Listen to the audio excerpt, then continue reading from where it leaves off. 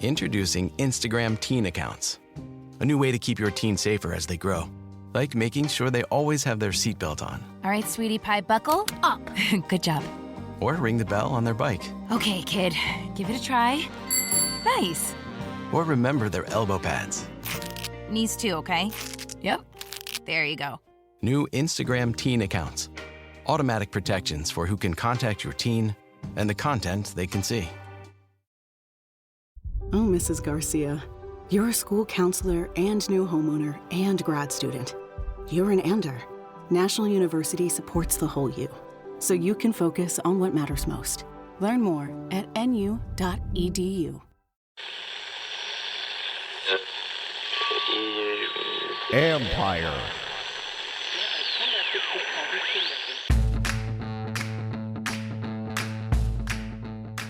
Hello and welcome to my podcast. Do me a favor, subscribe to the John Conn Report wherever you get your podcasts. If you're watching on YouTube, hit that like button, hit that subscribe button. You can find us there as part of Empire Media, A-M-P-I-R-E. Always much appreciated when you tune in. And don't forget, you can read my work on ESPN.com. Of course, I have a couple stories up now about the Deebo Samuel trade, just the news story about the trade, but also to me, what the impact of the trade is for Washington. So check that out on ESPN.com. Also, if you want to become a club member, go to the Empire Media YouTube page, see the word join, click on there, go from there.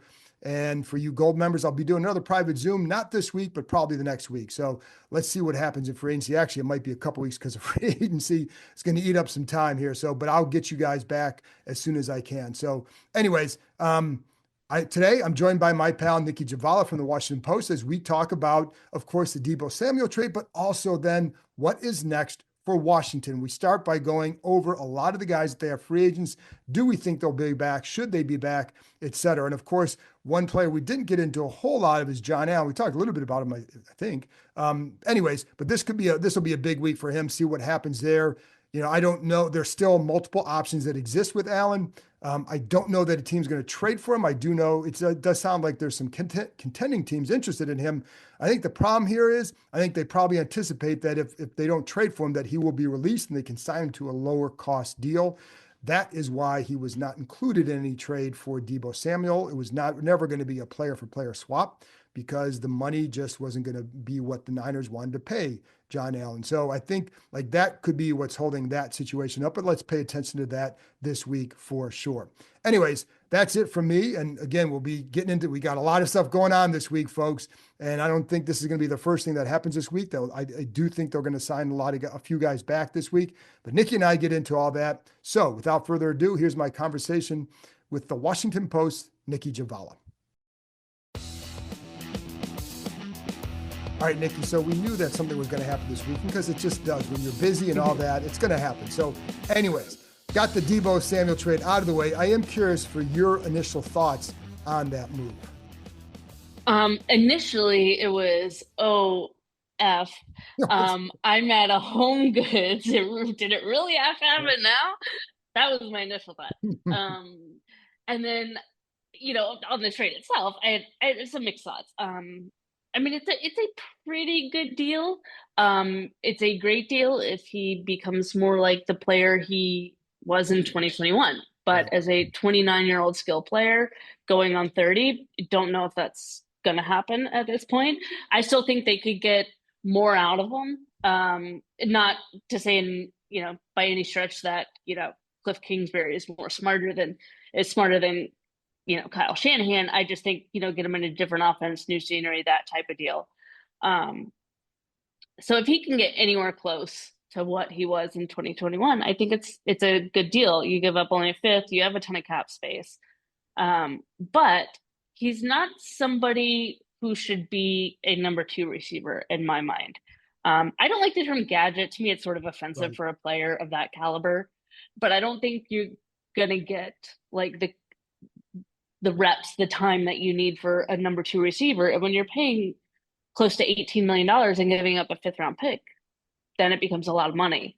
So I obviously Adam Peters knows him. Anthony Lynn knows him. There's familiarity. We've seen what he's capable of. The versatility in this offense should be a boon for this offense. But I still think you got to add to that group. I do too. I think I look at him more as an offensive weapon than a true number two. So do you know what I mean? And so in other words, like I Mhm. don't see. I do think you still have to go out and get another receiver. They have so many that were free agents that they have to do something. Mhm. But I look at him as offensive weapon more than it is number two receiver, whatever it Right. is, right? And I don't know Right. if that alters how it's viewed, but that's so I would agree. I think it's almost like an improved version of what Curtis Samuel they hoped would be. Yeah. Yeah. I mean, and they've you have him, you have Austin Eckler, who's not the same player, but another versatile guy who could be used in both the run and pass game. But yeah, he's very much like Curtis Samuel. And Curtis Samuel has since played better in Buffalo. He was dealing with injuries too. Um, but yeah, I think, and I know you wrote about this, that it's his ability in Washington will be largely due to his health. He's dealt with so many injuries.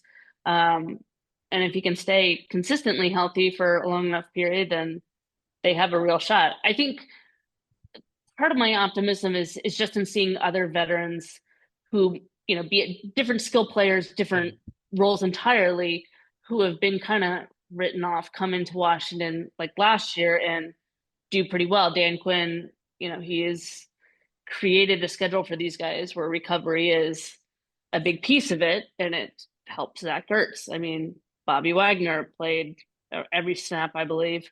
Austin Eckler played really well until he had the concussions.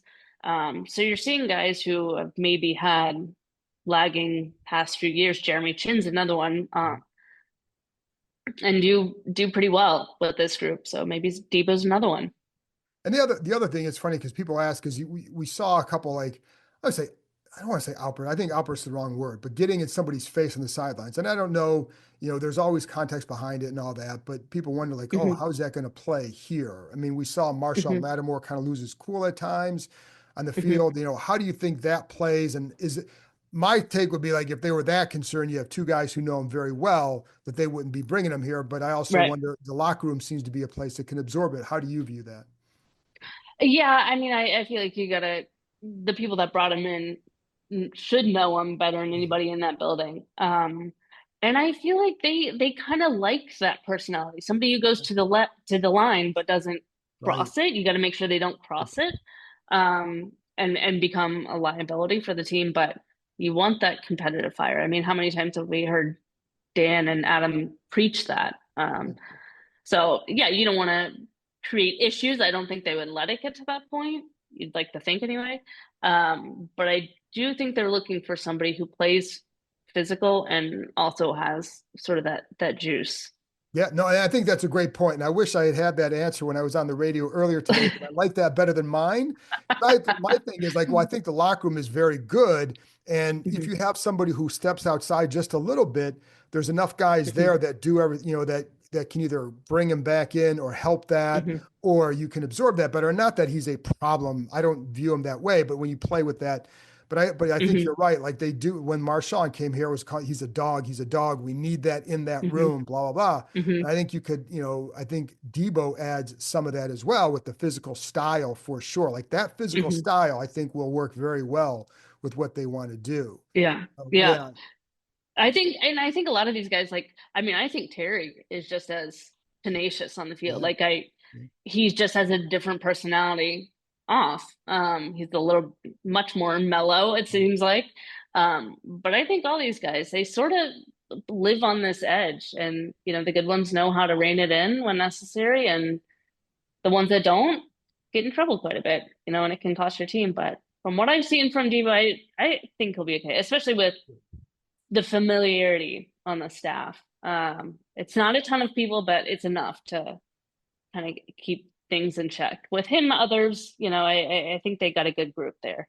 I do too. And I think we're looking at one thing that happened with is that sideline thing. And I don't even know how, like, if a guy gets fired, whatever, he's been there for 5 years. There's a long track record of Yeah.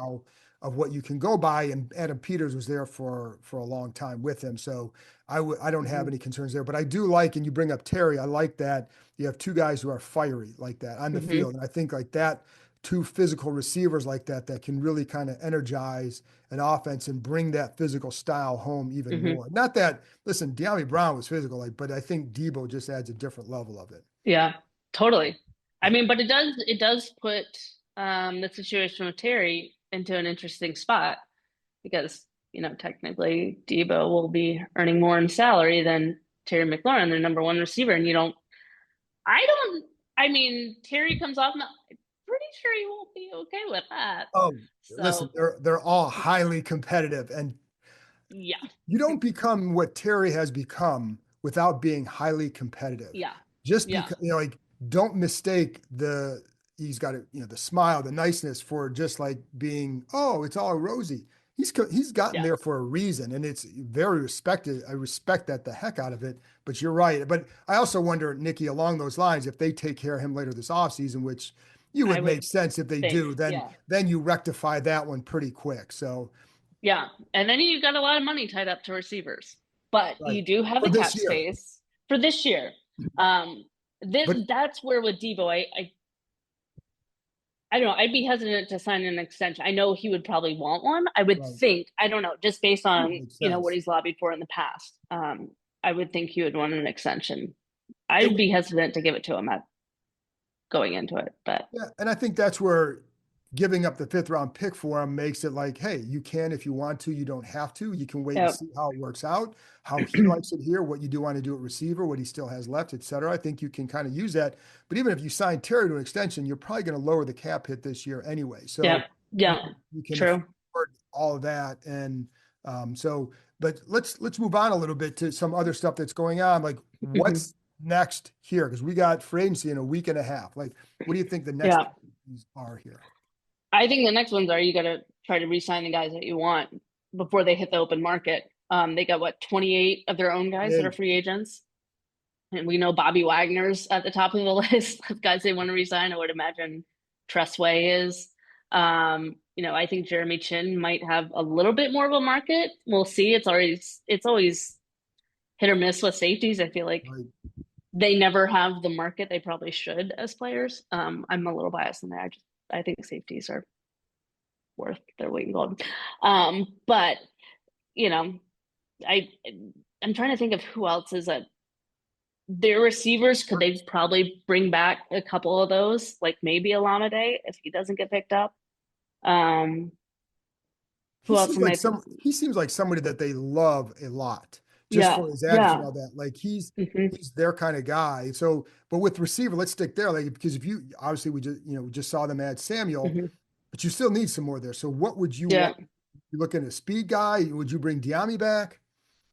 I think they need height there, don't they? Yeah, I mean, like, yeah. I would love to see them get another a bigger pass catcher. I mean, especially with the uncertainty at tight end. I mean, do you bring back Zach Ertz? Like, Yeah, I it think they would do, probably don't be you? his 1 year last year.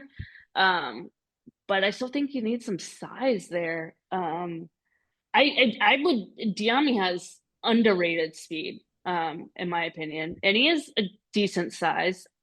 I still think he'll get interest elsewhere, but we'll see.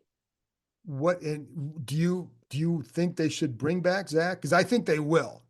I think so. I think he was good for that room. They get a lot of young guys. If he can play to the level he did last year, yeah, sure.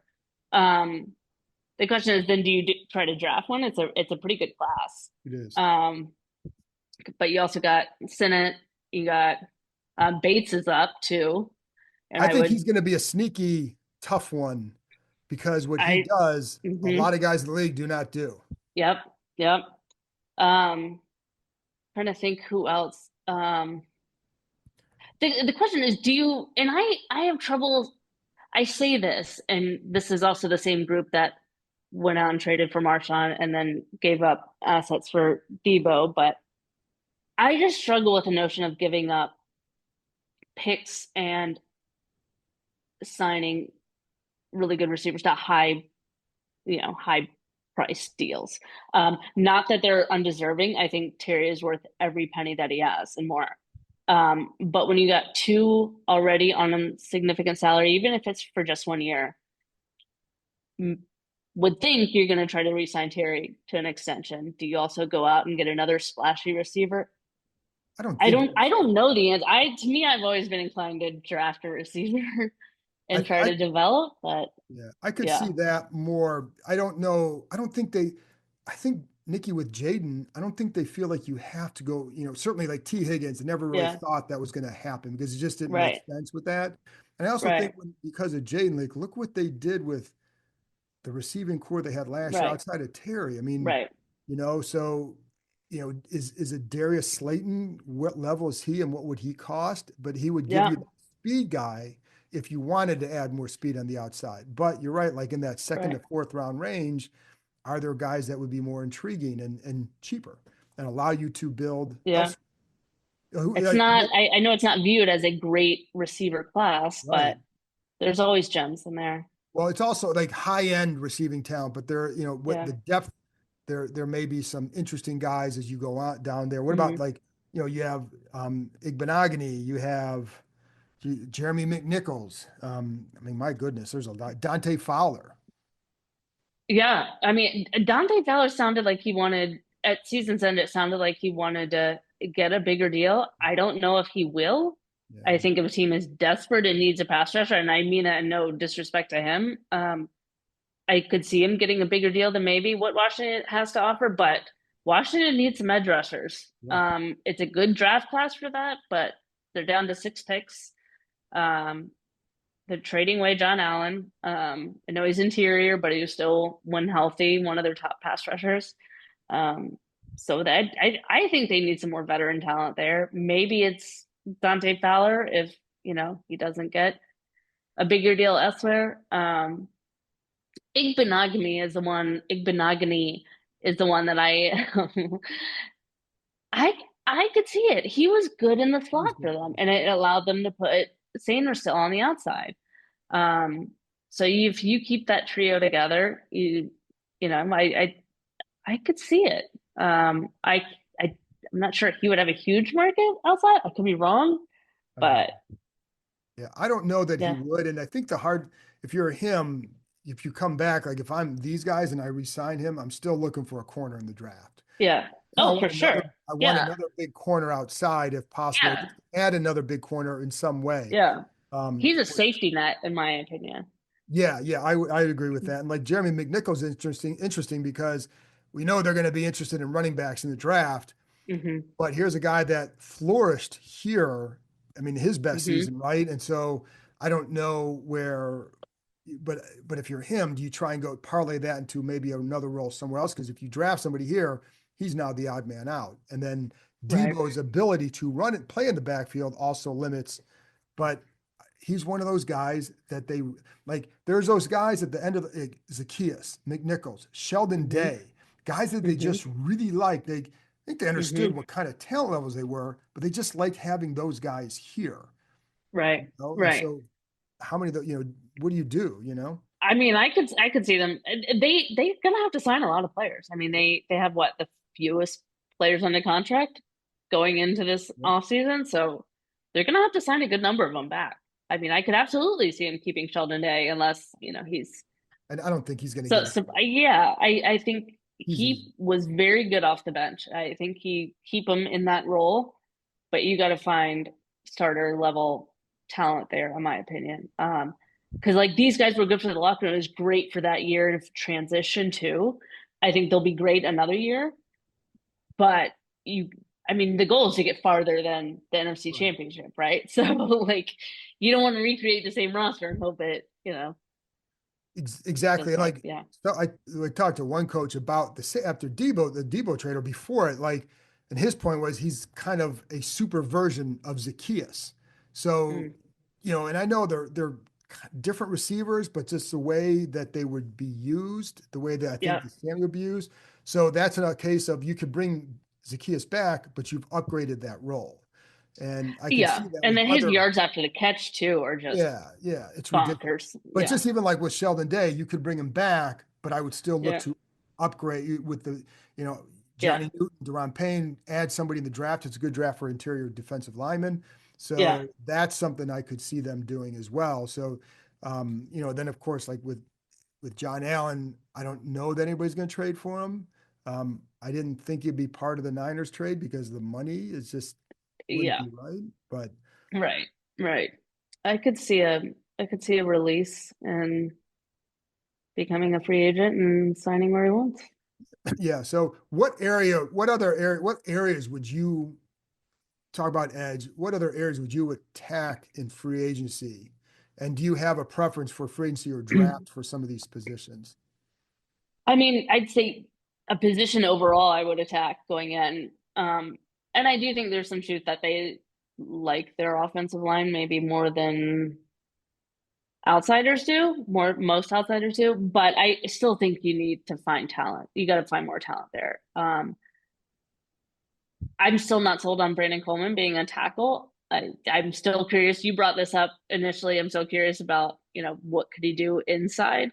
Um, but I think you got to find talent there. Now, I always think you build the O line through the draft. Right.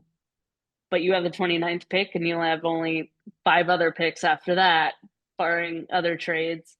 So can you get a starter quality tackle or guard or help on the O line there? If not, what kind of help can you get in free agency without, limiting yourself and finding other talent? But O line, in my opinion, I still think you can never have too many pass rushers, despite what John Gruden said when he traded away Khalil Mack. I don't think you can have too many, and they need a lot. Their pass rush was not good enough, in my opinion. I thought they have some quality players. They played well together, which I thought was huge, because they had so much talent in years prior, but never played well together. But they got to create some more trouble for O lines and quarterbacks. And Sorry, go ahead. no, I agree. One thing I was just say too about I apologize, but for the ends too, I'd want to see someone who can set a strong edge and be a pass rush threat. Like I think they had someone who could do one, but Dante Fowler is not necessarily going to set that edge. He's a pass rusher. So Right. there are a number of times I was watching Johnny Newton last week in the playoffs, like, oh, if they had an end who set the edge here, he's in position to make a tackle Right. for a loss, to make a stop because of the quickness he has. And so you just see the importance of getting somebody who can do that as well consistently. Right. Not going to happen all the time, but Right. consistently. Right. And then you mentioned cornerback. I think that's paramount. I think that you probably want to bring in another linebacker too. I mean, if Bobby Wagner comes back, maybe it's for a year. I think you want to start grooming somebody to take over to pair with Frankie Luva. I think Frankie Luva had an outstanding season. I think he's an outstanding player. But what happens beyond this year if Bobby Wagner comes back? So I think that's one they really have to start planning for and probably have. And we've talked about running back. They absolutely need more consistency there. Maybe Deebo gives you the spark, but you need more consistency from, if Eckler's back and B Rob, adding more talent there, more juice. There was just like a lack of fire there from that group for a while. And then tight end, I feel like I'm just hitting on every position on the field, but like there's the uncertainty there. And you think about how much Jaden relied on his tight ends, on Zach primarily to, over the middle to, I just think that's such an important position in this offense. So I think you got to find some way to either get Sinnott involved more in the pass game or, bring Ertz back or something there. Pretty much, like you said, we kind of hit every position, but I think it's true. Like that's what I think is when you look at what they did last year, it's like, you kind of look at all this stuff, say, how did they do it? And then you watch them play and you realize how they did it, right? I mean, Jaden Daniels was very special and obviously they played very well together and there was a different kind of bond, et cetera. And I think end of the roster guys really contributed. You had a lot of guys like that. So, I think that all adds up, but it does speak to, there's a lot you can still do with this roster and get better, for sure. And, what about like a guy like Josh Sweat with the Eagles? Would you? I mean, sure. Yes. What would absolutely. You have a number you'd be comfortable at with him, or does that, is that someone else's problem? That's why Adam Peters is paid the money he is. If it's somebody else's checkbook, I don't have a price tag, like, no, I mean, if you want quality players, that's one position where I feel like you're going to have to spend. And the only significant deal they gave out to new players last year was to Dorrance Armstrong. All the others were on 1 years. They drafted Johnny Newton. So I think you need another quality veteran. So I think that is a position that you're going to have to spend on. And a player like that that'd be a good get. I think there's a real argument for he should have won Super Bowl MVP, in my opinion. That would have really ratcheted up the price tag. But if only you had a vote. Damn. I did. You did. Anyway. Yeah. And the last thing then too, you were at the combine, you were there for Adam and listen to them. I think we all know, like, they're going to be active, but that active part is re-signing a lot of their guys. Yeah.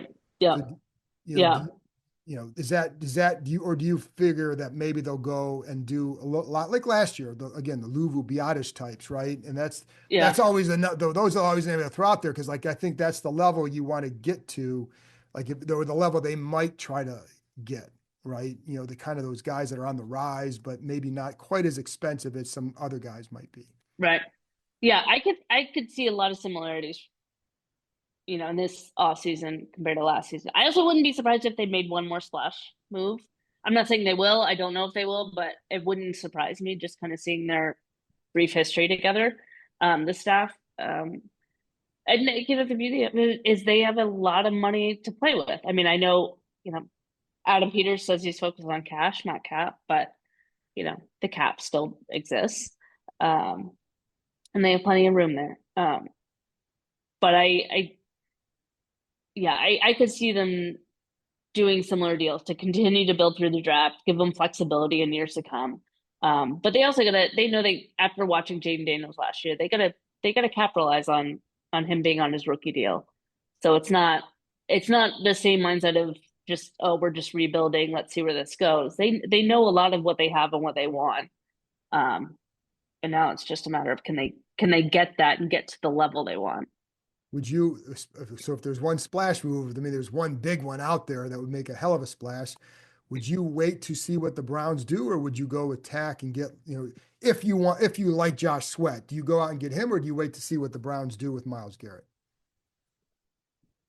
I mean, I think Myles Garrett would be great for the line, honestly, but what do you have to give up to give him? And, are the Browns actually would they actually do it? They've dug in their heels so far and said, no, absolutely not.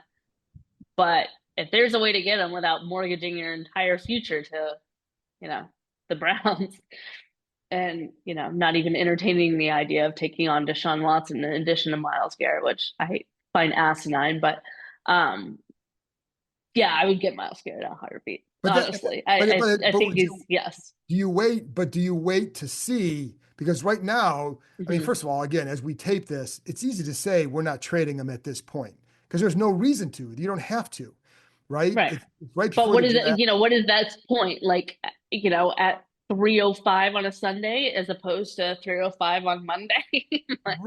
Right. But I mean, the day before the draft, if you say, okay, he's still not dug in, you want to get these picks, go get them. But that's where I wonder if these guys would have enough to get a deal done. But we don't even know what the price tag is. Right. Yeah, I don't know what the price tag is. And, who do they – I don't know. I mean, if they get a Josh Sweat, it becomes obviously less appealing. But, I mean, I feel like you got to – I think that's one area. It doesn't get overlooked, but I know there's been more focus on giving Jaden Daniels the weapons around him on offense. But I feel like that defensive line is as big a weapon as any, position can be. And I think you got to help your quarterback. You got to help the team. And you got to get some pass rushers. And Myles Garrett is exceptional.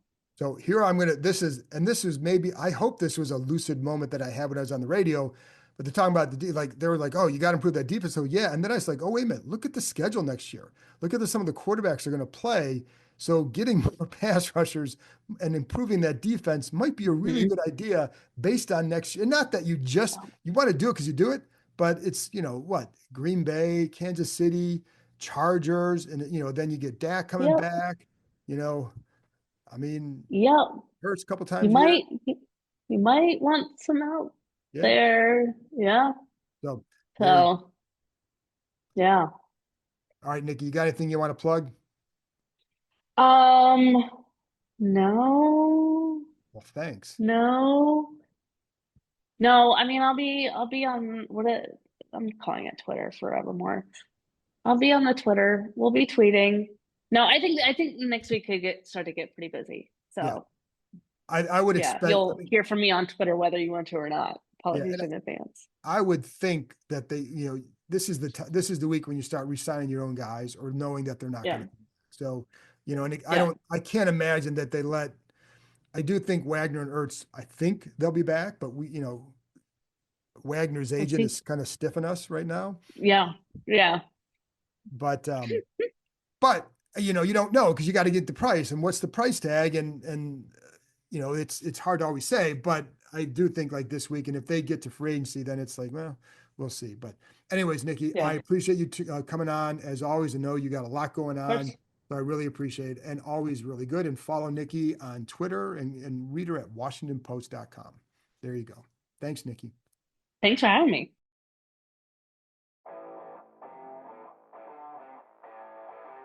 That's it for this episode. Thanks to Nikki for joining me, and thank you as always for tuning in. I'll be back on Tuesday with another episode as we inch closer and closer to free agency. So I'll talk to you next time.